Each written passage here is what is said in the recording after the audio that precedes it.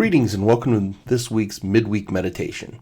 I want to start by reading a passage by John MacArthur. Revelations remind us that there's a cosmic battle going on now and will be going on in the future. No one can be neutral. Each of us is either part of the domain of darkness or part of the kingdom of God. As we yield to one sphere or the other, we become the companions of God or the companions of Satan.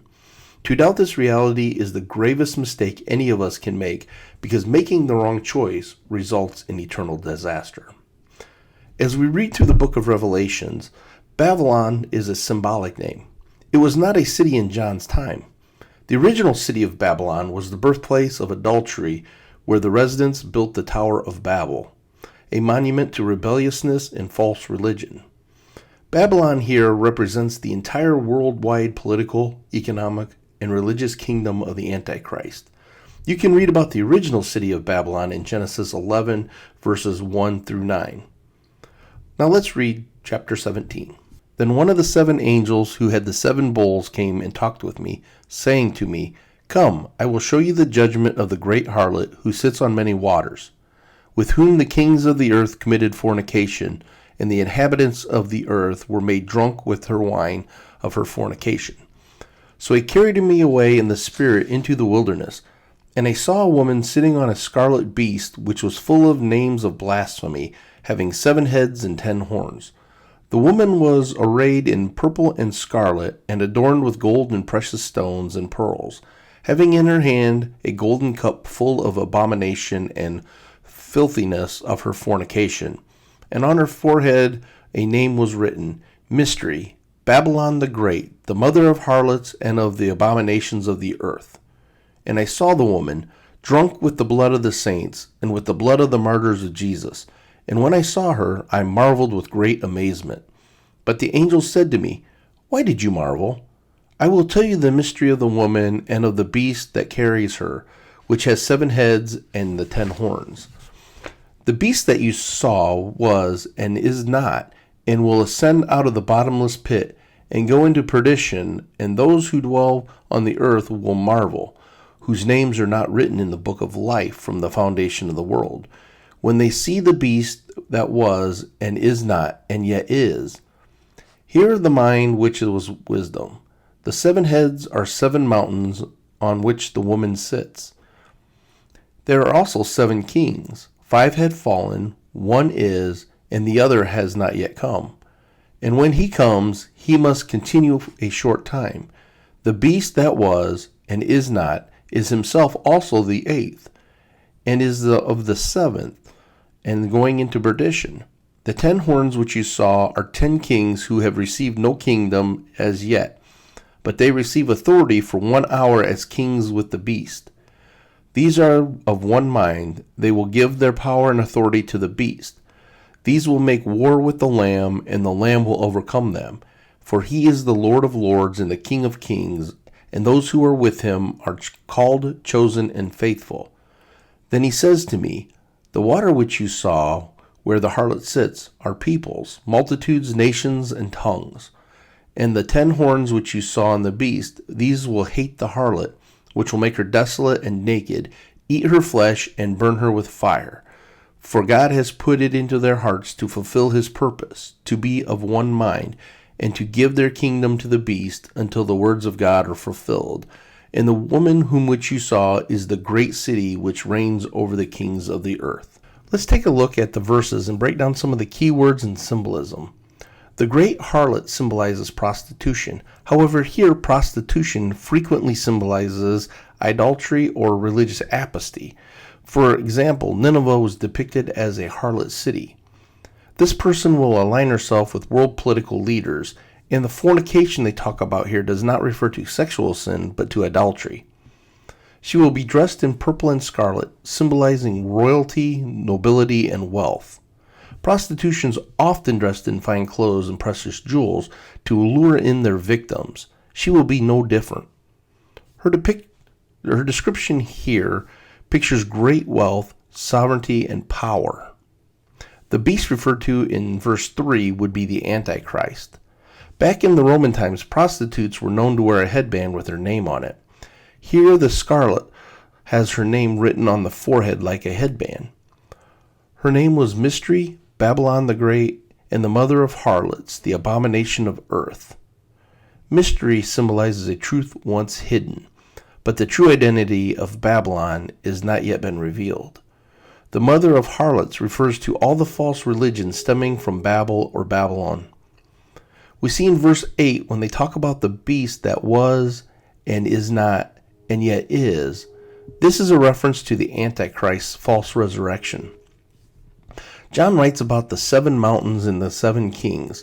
This is a representation of the 7 great world empires, which were Egypt, Assyria, Babylon, Medo-Persia, Greece, Rome, and that of the Antichrist. John writes that 5 have fallen, 1 is, and the other has not yet come. That was written in verse 10. When John wrote this book, the Egyptian, Assyrian, Babylonian, Medo-Persia, and the Greek empires had all gone out of existence. Rome still existed, and the Antichrist empire had not yet come. When it does come, it will be brief and will end in perdition. We see in the last verses of the chapter that the Antichrist and the 10 kings will make war with Christ. They will hate the harlot and will rebel against her, overturning the system, plundering it, and destroying it. And the Antichrist will seize all power and worship for himself. They will be carrying out God's will. Let's continue with chapter 18. After these things I saw another angel coming down from heaven, having great authority, and the earth was illuminated with his glory. And he cried mighty with a loud voice, saying, Babylon the great is fallen, and has become a dwelling place of demons, a prison for every foul spirit, and a cage for every unclean and hated bird. For all the nations have drunk of the wine of the wrath of her fornication. The kings of the earth have committed fornication with her, and the merchants of the earth have become rich through their abundance of her luxury. And I heard another voice from heaven saying, Come out of her, my people, lest you share in her sins, and lest you receive her plagues. For her sins have reached to heaven, and God has remembered her iniquities. Render to her just as she rendered to you, and repay her double according to her works. In the cup which she has mix double for her. In the measure that she glorified herself and lived luxuriously, in the same measure give her torment and sorrow. For she says in her heart, I sit as queen, and I am no widow, and I will see no sorrow. Therefore, her plagues will come in one day, death and mourning and famine. And she will be utterly burned with fire, for strong is the Lord God who judges her. The kings of the earth who committed fornication and lived luxuriously with her will weep and lament for her when they see the smoke of her burning, standing at a distance for fear of her torment, saying, Alas, alas, the great city Babylon, that mighty city, for in 1 hour your judgment has come. And the merchants of the earth will weep and mourn over her, for no one buys their merchandise anymore. Merchandise of gold and silver, precious stones and pearls, fine linen and purple, silk and scarlet, every kind of citron wood, every kind of object of ivory, every kind of object of precious wood, bronze, iron, and marble, and cinnamon and incense, fragrant oil and frankincense, wine and oil, fine flour and wheat, cattle and sheep, horses and chariots, and bodies and souls of men. The fruit that your soul longs for has gone from you, and all things which are rich and splendid have gone from you, and you shall find them no more at all. The merchants of these things who become rich by her will stand at a distance for fear of her torment, weeping and wailing, and saying, Alas, alas, the great city that was clothed in fine linen, purple and scarlet, and adorned with gold and precious stones and pearls. For in 1 hour such great riches came to nothing. Every shipmaster, all who traveled by ship, sailor, and as many as trade on the sea, stood at a distance and cried out when they saw the smoke of her burning, saying, What is like this great city? They threw dust on their heads and cried out, weeping and wailing, and saying, Alas, alas, the great city, in which all who had ships on the sea became rich by her wealth, for in 1 hour she is made desolate. Rejoice over her, O heaven, and you holy apostles and prophets, for God has avenged you on her. Then the mighty angel took up a stone like a great millstone and threw it into the sea, saying, Thus, with violence, the great city Babylon shall be thrown down and shall not be found any more. The sound of the harpist, musician, flutist, and trumpeter shall not be heard in you any more. No craftsman of any craft shall be found in you any more, and the sound of the millstone shall not be heard in you any more. The light of the lamp shall not shine on you any more, and the voice of the bridegroom and bride shall not be heard in you any more. And your merchants were the great men of earth, for by your sorcery all the nations were deceived, and in her was found the blood of the prophets and the saints, and all who were slain on the earth. Working through the verses, we know that during the fifth bowl, the earth will have been plunged into darkness. Against that darkness, an angel coming down from heaven, illuminated in glory, will have an amazing effect against this black backdrop, this darkness. Darkness becomes light instantly. I'm sure the world would gain attention immediately. Babylon the Great is fallen in verse 2. However, this is during the seventh bowl, which has not yet taken place. When it comes, devastation and annihilation will take place, leaving the place to demons and scavenger birds. We see in verse 3 the world is seduced by Babylon's commercial system. It has become materialistic. People will become drunk with passion because of their relationship with her. We know political leaders and corporate leaders are swept up in this worldwide system of commerce that we are about to see fall. In verse 4, God calls the elect out of her and out of the world system so that they are not caught up in this final judgment of God. God remembers his people. In verse 6 and 7, we see the angel calls to God to pour wrath upon her and repay her for her deeds, noting this final judgment to take place in one day. However, this term day actually means a brief, short period of time. I don't believe it's a literal 24 hours. We see, starting in verse 9, that the political leaders of the world will weep because of the loss of this capital city. It will signal the doom of the Antichrist and his empire. With it, their source of power will be gone. We will see people weep and lament for this city, for the system they express their despair for their loss, a loss of more than just power, but of money and the greed that they sought.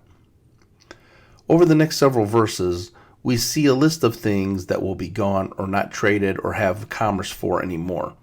We see the purple garments, very expensive garments, gone. Wood from North Africa, which is the citron wood, it would have been used to make expensive furniture. Marble would have been used for the Roman buildings. Fragrant oil symbolizing expensive perfume. Frankincense was imported from Arabia and was used in perfume. And bodies and souls are gone. This symbolizes a slave trade that has been long banned by the civilized nation, but shall reappear during the Antichrist system. The shipmasters will mourn because of the loss of the lucrative business and trade from the ports. We see God avenging the martyrs in verse 20. It says, rejoice over her. However, they are not rejoicing over the death and the doomed, but they are rejoicing because of God's righteousness and justice has been prevailed. And in verse 21, we see a millstone thrown down. A millstone is a heavy stone used to grind grain. This metaphor portrays the violence of Babylon's overthrow, that she is gone, she is ground to nothing. The fall of Babylon ends whatever semblance of normalcy existed in the world after the seals and trumpet bowls were performed and carried out. Life is completely disrupted. No industry, no music, no preparing food, no power, no lights, no nothing. And in verse 24, it is found, in her was found the blood of the prophets and the saints who were slain on the earth. The religious and commercial political systems embodied in Babylon will commit unspeakable atrocities against God's people, and God will avenge the slaughter of his people.